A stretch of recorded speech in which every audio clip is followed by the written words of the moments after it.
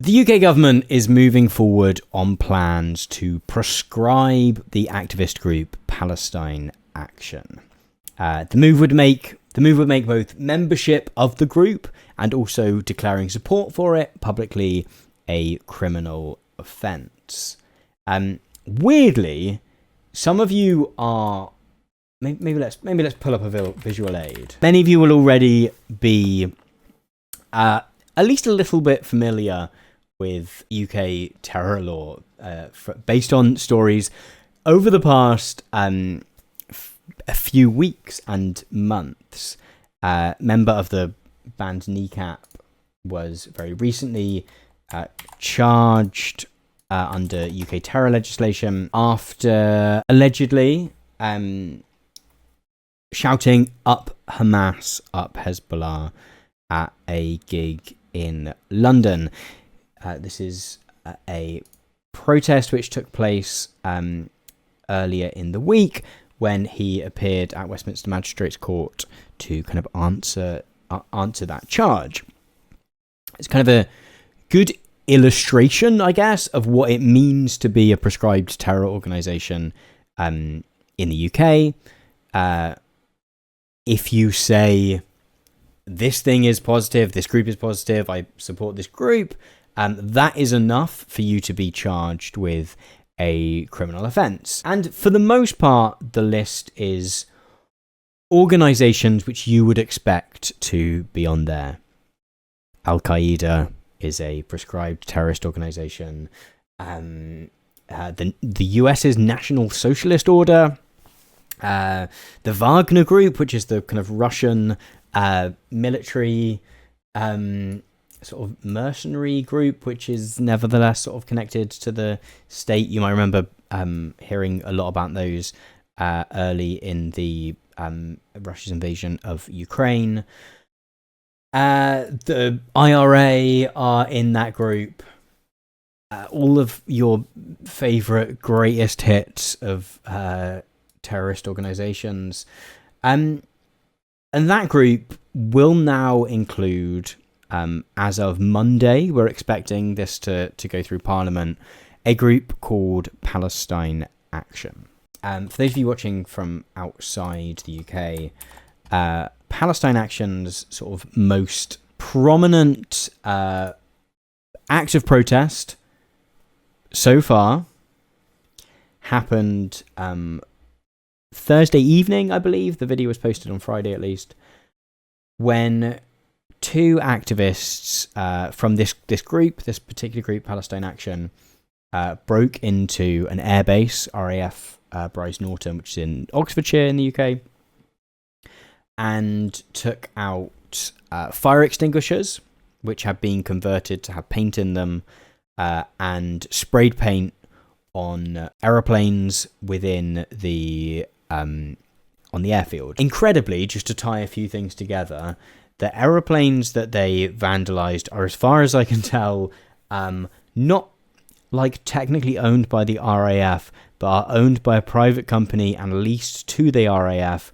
on a private finance initiative contract, which almost as soon as it was signed, was declared by one of the by the Public Accounts Committee, which is like part of the UK Parliament, which kind of tries to assess whether money has been spent well. I guess it's kind of Doge, but less like on the attack.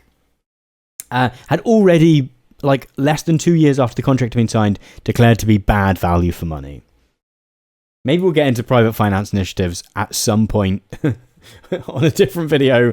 Maybe that's a main channel video, who knows. But the activists managed to get in through the fence, sort of ride round on electric scooters, find two of these massive refueling planes. They kind of do the Airbus Voyagers, according to the video, but they sort of do the thing where they refuel in the air, and spray paint onto the outside and also into one of the engines. Harrock says terminally neoliberal. Yeah, it was a really, like, for me, in in a week where things have felt like a kind of flashback to the mid 2000s, it was great to not only be watching a Labour Party Prime Minister following a Republican president into war in the Middle East, but to also have a private finance initiative baked into that too. Just to clarify, okay, now I do sort of have to go into PFIs now, don't I? Just a tiny bit. We'll move on from it. But effectively, PFIs, public finance initiatives, were a brilliant scheme which largely were brought about during the tenure of Tony Blair in the sort of 97 into the 2000s, whereby in order to save the government money in the short term, they would get private companies to build key bits of infrastructure, like a hospital. They go, hello, private company, can you build this hospital? And we will rent the hospital from you. And usually all kind of like responsibility lay with the government or whatever entity, the NHS, whatever entity it was to look after it. But they sort of had to pay a huge amount of money to the company that built whatever the thing was. So this is that, but for planes. A company called, oh goodness, what's the company called? A company called Air Tanker. That's what it says on the tin. Really, the Ron seal of air tankers. Costs £10.5 billion for them to build some planes, but also, and we will get back to Palestine Action soon, but also the planes were built, but they didn't have what was it? They didn't have like sort of the defenses to be able to fly into areas that were too high threat, which meant that they weren't super useful for the thing that the RAF was initially hoping they'd be useful anyway. But okay, let's get back to the thing.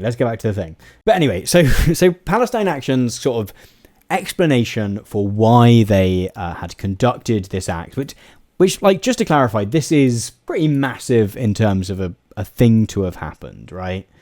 The activists have managed to not only kind of get into a airfield, but get right up to a plane. It sort of feels like the kind of thing which you don't expect to be possible, and has obviously caused a lot of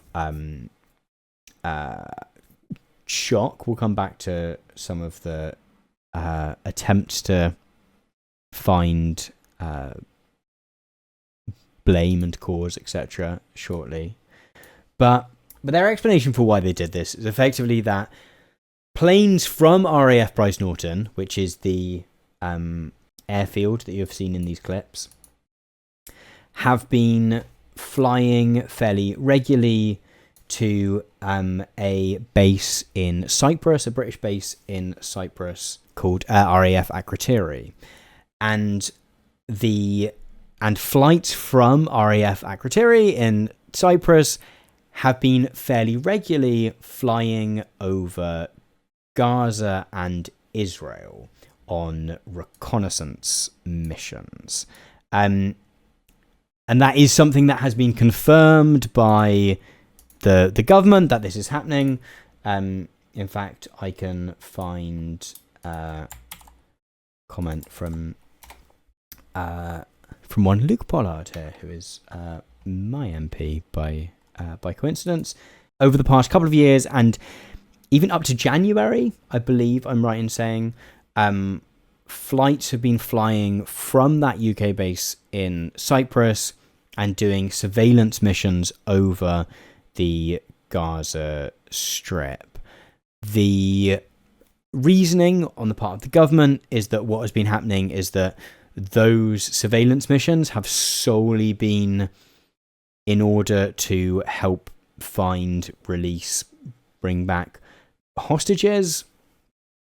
Obviously, how that information is being used, we kind of have to take their word for it that is how it is being used. But those flights have continued up to at least extremely recently, and have continued at the same time as the UK has been critical, has gradually become more critical of Israel for its conduct in Gaza.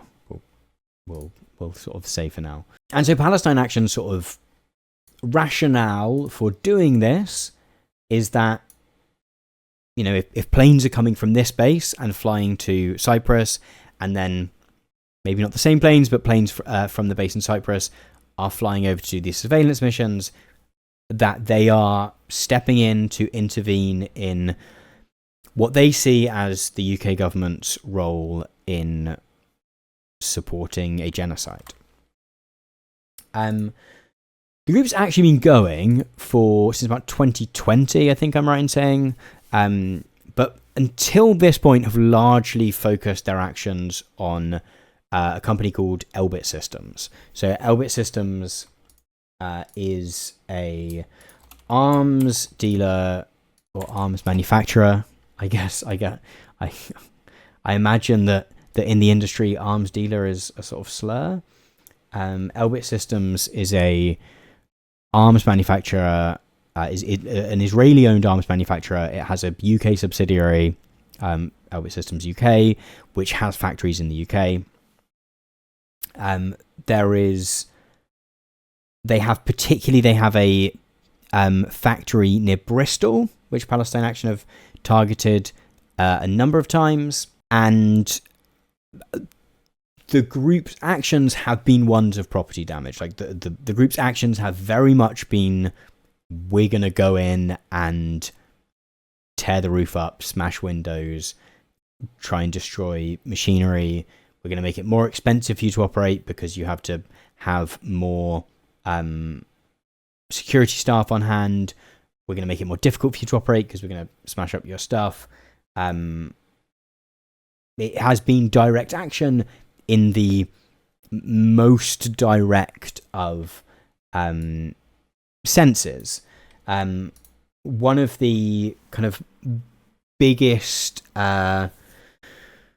sort of stories around the group until now, I guess, has been there was 18 people who were arrested after a action in Filton, in Bristol, who have been held under terror laws. So a group that Palestine Action, calling the Filton 18, were arrested after taking part in a action involving property damage in Bristol, and have been held since then. And because they've been held under anti-terror legislation, they have not had access to, this is an article reporting on a sort of legal professor, human rights expert, about how, because the offences are said to have a sort of connection to terrorism,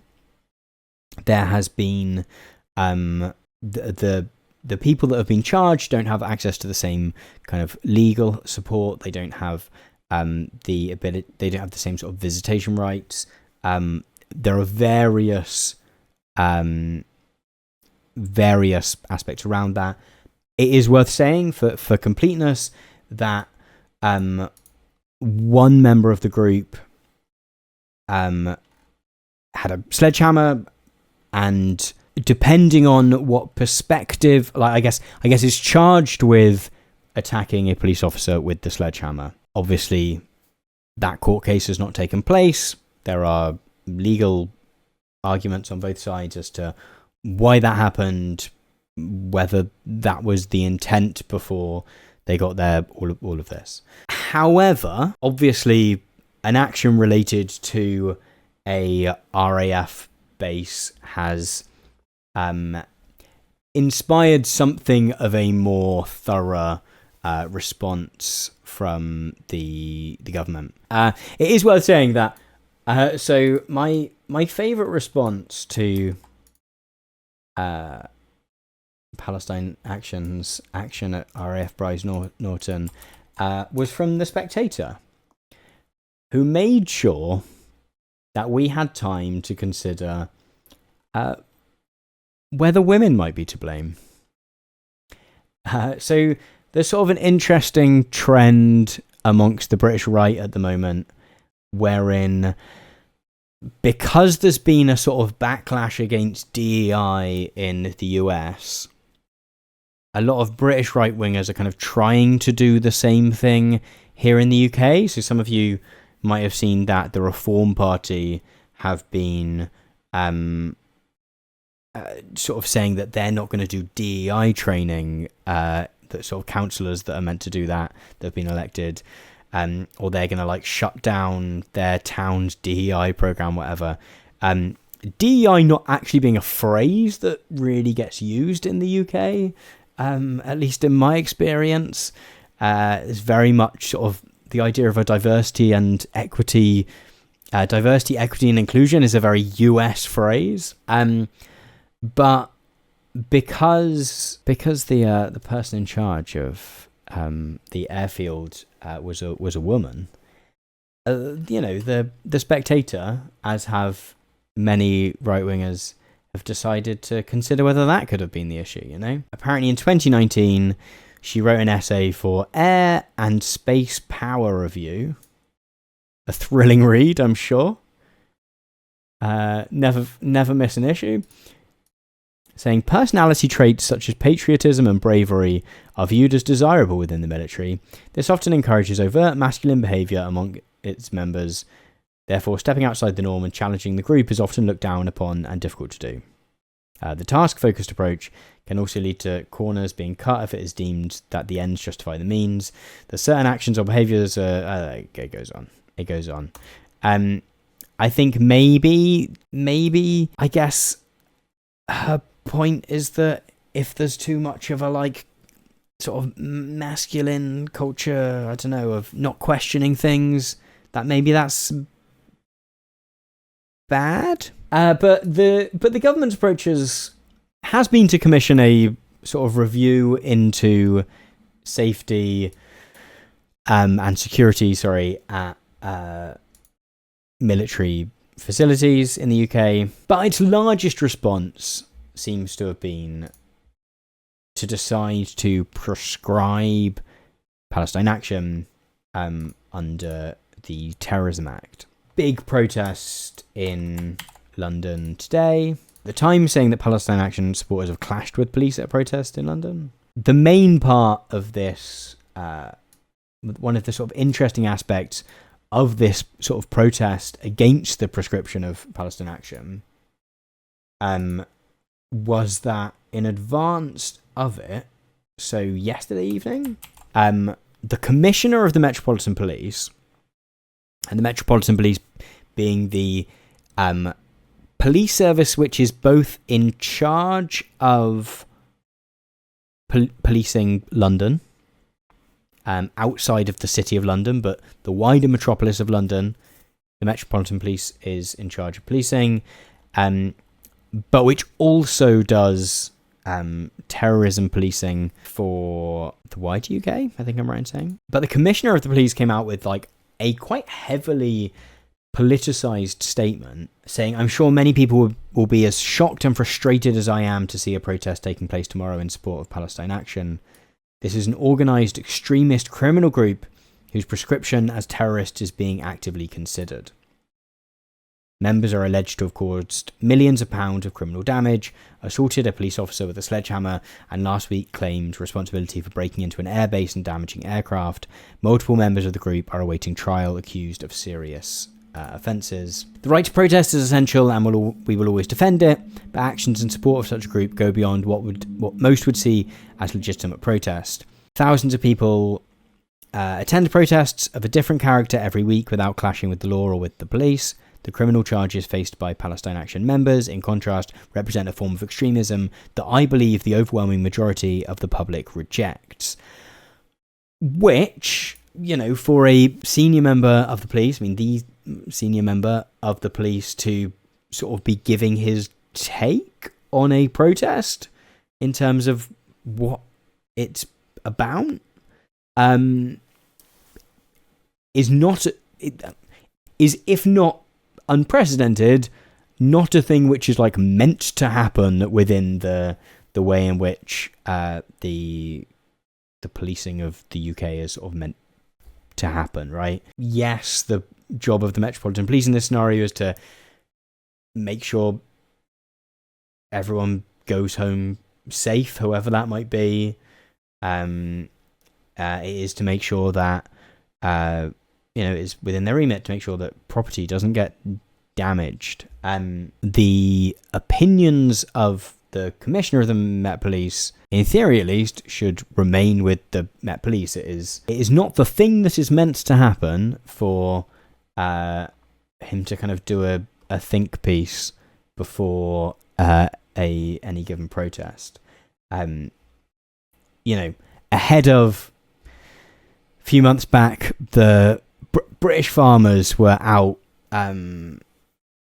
driving their tractors through London and protesting about inheritance tax changes. I don't believe, and maybe I missed it, I don't believe that we got a statement from Sir Mark Rowley telling us what he thought about inheritance tax. But obviously the main controversy here is the decision to prescribe Palestine Action at all.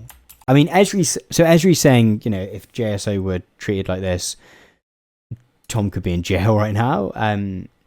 There were discussions towards the end of Just Stop Oil's kind of time as a sort of prominent activist group about potentially prescribing them, which was similarly controversial. It would have been difficult to make a piece about Just Stop Oil which kind of took in all the angles in that context. To be clear, next week, this would be a difficult video to make. Because, try as one might, how do you... you have to be very careful suddenly of not phrasing something in the wrong way and therefore opening oneself up to prosecution because you have, glorified, I think is the phrase, the work of Palestine Action by trying to have a complex conversation about it. And this is where a lot of this conversation sits, is that breaking into an airfield and spraying paint all over a plane is already illegal. We have laws to cover that. There will very likely be many people who will recognize the cause that Palestine Action are sort of responding to, whilst still, I don't know, there will be people who will recognize the cause that Palestine Action are sort of acting in support of, and who will maybe even think that there is an argument for doing the thing that they did, and yet still believe that it is sort of proper that they get in trouble for doing it, if that makes sense.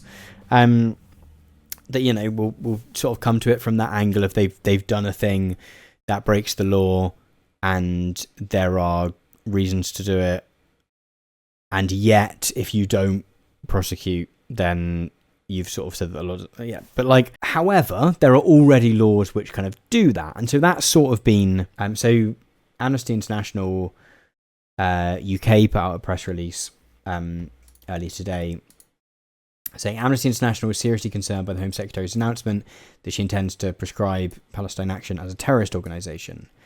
The UK has an overly broad definition of terrorism, and prescribing a direct action protest group like Palestine Action risks an unlawful interference with the fundamental rights of freedom of expression, association, and peaceful assembly. Terrorism legislation must always be treated with the highest degree of caution and restraint, as it allows the state to curtail due process and interfere with other human rights in ways that would violate international human rights law. Given the enormous consequences of prescription, such an interference with fundamental rights will only be lawful when it is provided by a clear law and is strictly necessary and proportionate in the sense that it is the only step capable of securing a legitimate aim. Clearly, that is not the case when it comes to Palestine action. The ordinary criminal law, accompanied by appropriate human rights protections, is more than capable of responding to direct action protesters of their kind. It should be remembered that prescribing Palestine action not only makes membership of the organisation a criminal offence, through broadly worded speech offences such as glorification, it puts at risk the free speech rights of many other activists who are deeply concerned about the plight of Palestinians in the context of Israel's ongoing genocide in Gaza. Government embarrassment at security breaches is no proper basis for excessive and disproportionate interference with human rights. It's precisely this kind of unlawful government action the critics of the UK's terrorism laws warned would come one day. And I think that is a sort of true reflection of some of the debates which were had back in the 2000s. I am not old enough to remember the passing of the Terrorism Act itself. I was alive, but I was sort of too young to be able to properly process my thoughts on crime and punishment. But that has always been one of the criticisms, that the UK's definition of terrorism. We've got the CPS page here, which is the Crown Prosecution Service, which is like in charge of prosecuting people when they do crimes, is that like something has to be politically motivated, but doesn't necessarily have to be violent against people. And so within UK terrorism law, like the fact that serious damage to property in pursuit of political aim is within the Terrorism Act deemed terrorism does mean that within the law, this is like there is a strong argument that you can do that. Whether or not that falls into most people's common sense definition of what terrorism is a different question, right? As Dag is saying in the chat, like vandalism, yeah, I think most people would sort of agree that that's what's taken place there. Trespass on a military site, right? I couldn't even tell you what the punishment for that is. I'm sure it is extremely severe. Whether, like, there is an extent to which Amnesty sort of make the suggestion that is there an extent here to which government and military embarrassment at this being able to happen is being used to has sort of prompted this reaction as a way to kind of shift the conversation. But sort of the danger is that you sort of lose the degrees to which something can be bad, right? Because there's an extent to which it sort of feels like, you know, there is an argument that what they have done is they've, despite the fact that there exist laws to deal with this already, like all of these things are already illegal, that they're kind of making it super illegal. Like what if this thing was super mega very illegal? So yeah, and I mean, yeah, we've seen in the case of the member of NECAP who's recently prosecuted for supporting sort of prescribed terrorist organizations, it does make it, you know, there are quite strict, prescribing an organization does come with quite strict rules associated with it. It will make the process of prosecuting these activists very different. One thing that previously the Conservative government and now the Labour government have struggled with in terms of activists is the fact that in the UK legal system, conventionally you have been able to argue that you have broken a law for a reason that you think is morally correct, or for which there are like moral reasons, and to be found guilty of doing a crime and yet have your sentence reduced, or to have your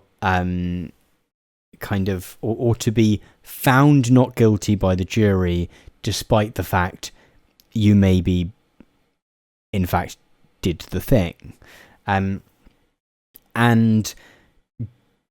Just Stop Oil were a really good example of a activist group who multiple times sort of did things that were against the law, and then in court the activists would say, look, I did the thing, or you found that I did the thing. However, these are the sort of morally just thing, what I feel are the morally just reasons for doing that. Therefore, please could you give me a lesser sentence, or please could you find me not guilty despite the fact that I possibly am. What Making Palestine Action a prescribed terrorist organisation does is take away some of those options. I mean, it's already something that government have tried to do. There is, particularly in their choices of judges around who has overseen Just Stop Oil cases, there was like the judges often chose not to allow activists to give their reasoning to the court, increasingly towards the end of Just Stop Oil's time, like in an effort to stop that from happening. And you know, there is every likelihood that that's kind of part of what's at play here. So I think what's happened is seems like there's sort of a few things at play. Like The Guardian's legal affairs correspondent here, ban on Palestine Action would have chilling effect on other protest groups. And kind of like adding this to the fact that the Conservative government, before they left power, introduced some very strong anti-protest laws. Some of you will have seen the video I made about Just Stop Oil where I talk about some of those. Like noisy protests are illegal. Like the bar for how much nuisance you have to be causing in order for a protest or demonstration to be deemed illegal is quite low now.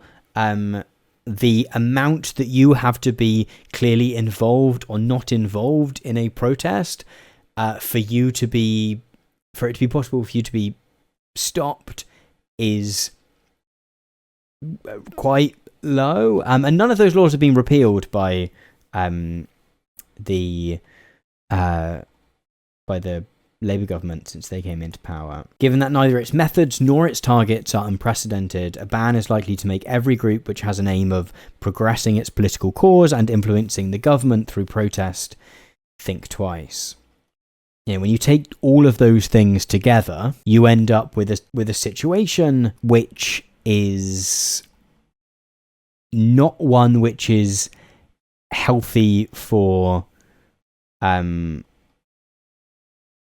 political debate. I'm trying to find the Sally Rooney piece that I know The Guardian is the UK's left-leaning paper of record, but it's not been a particularly radical paper for some time, so I do think it is notable that it has come out actively against this. The Guardian view on terrorism: if red paint is terrorism, what isn't? Labelling direct action as an act of terror criminalizes dissent, chills speech, and redefines nuisance as extremism under the banner of national security. The bottom line of it, if all of this feels like such a strange hark back to the 2000s, we're watching a US president effectively go into war in the Middle East. We've member of the Republican Party, a Republican president who seems unprecedentedly like balmy and odd and stupid.